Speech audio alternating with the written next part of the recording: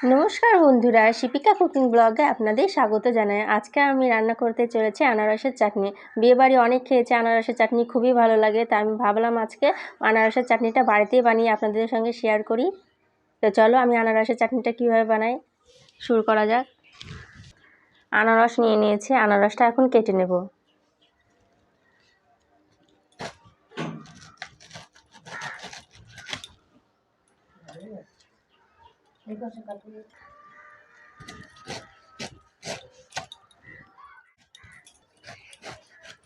আনারসের চোচাটা একটু মোটা করে কেটে নেব।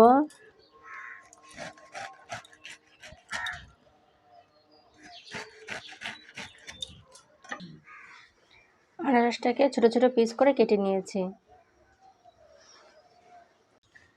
আনারসের চাটনির মধ্যে যে মশলাগুলো দেবো এখন ভেজে নেব। এই মশলার মধ্যে আছে যেমন মেথি, শুকনো লঙ্কা, জিরে, গোলমরিচ, মৌরি।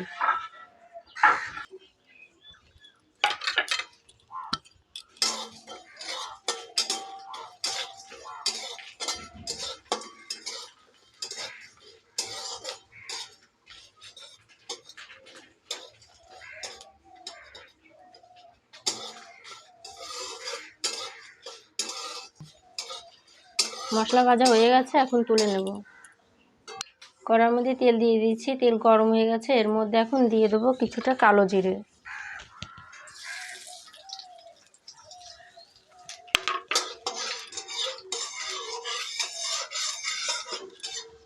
এখন দিয়ে দেবো এর মধ্যে কেটে রাখা আনারস।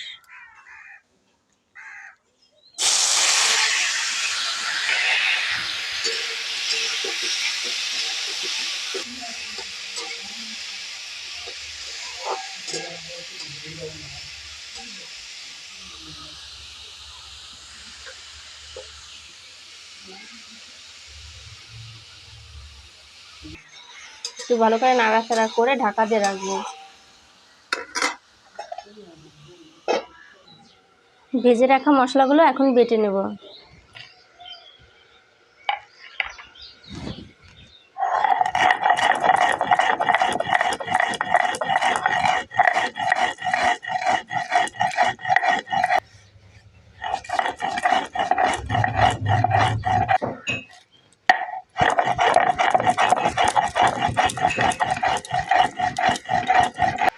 মশলাটাকে মিহি করে বেটে নিয়েছি, এখন তুলে দেব।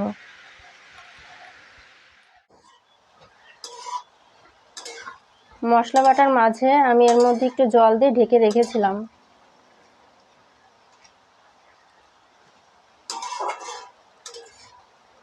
দেখি আনারসগুলো গলেছে নাকি।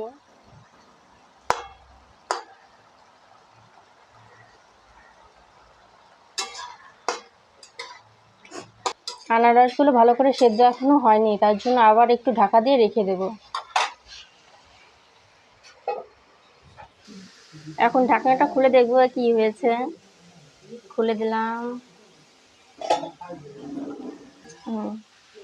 একটু ভালো করে নাড়াচাড়া করে নেব।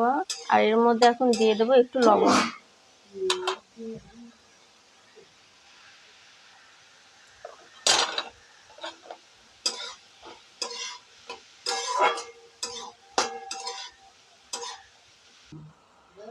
এর মধ্যে এখন দিয়ে দেবো পরিমাণ মতন চিনি।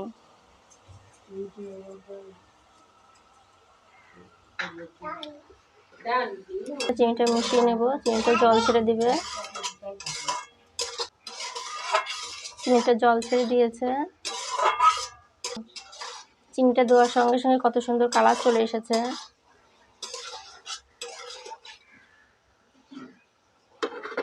আর কিছুক্ষণ হবে, তারপরেই হয়ে যাবে আমাদের আনারসের চাটনিটা রেডি। বন্ধুরা, এই আনারসটা অনেকেই কেটে গ্রেট করে রান্নাটা করে, কিন্তু আমরা বাড়িতে এইভাবে টুকরা টুকরা করে রান্নাটা করি। যখন আনারসের টুকরাটা মুখে পড়ে খুবই খেতে ভালো লাগে। তার জন্য এইভাবে একবার বাড়িতে বানিয়ে দেখবেন, খুবই ভালো লাগবে খেতে। এখন বেটে রাখা গুঁড়া মশলাগুলো এর মধ্যে দিয়ে দেবো।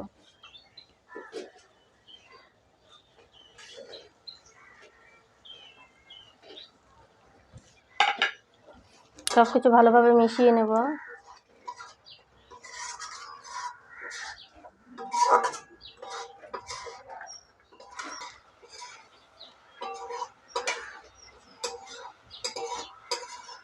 আমাদের আনারসের চাটনিটা হয়ে গেছে, দেখো কত সুন্দর লাগছে দেখতে। আমাদের আনারসের চাটনিটা হয়ে গেছে, প্লেটে উঠিয়ে দিয়েছি। এখন বেদানা দিয়ে একটু গার্নিশিং করে নেব, দেখতে সুন্দর লাগবে তাহলে। বন্ধুরা, এই আনারসের চাটনিটা আপনাদের কেমন লাগলো কমেন্টে অবশ্যই জানাবেন, আর চ্যানেলটাকে সাবস্ক্রাইব করবেন। ধন্যবাদ।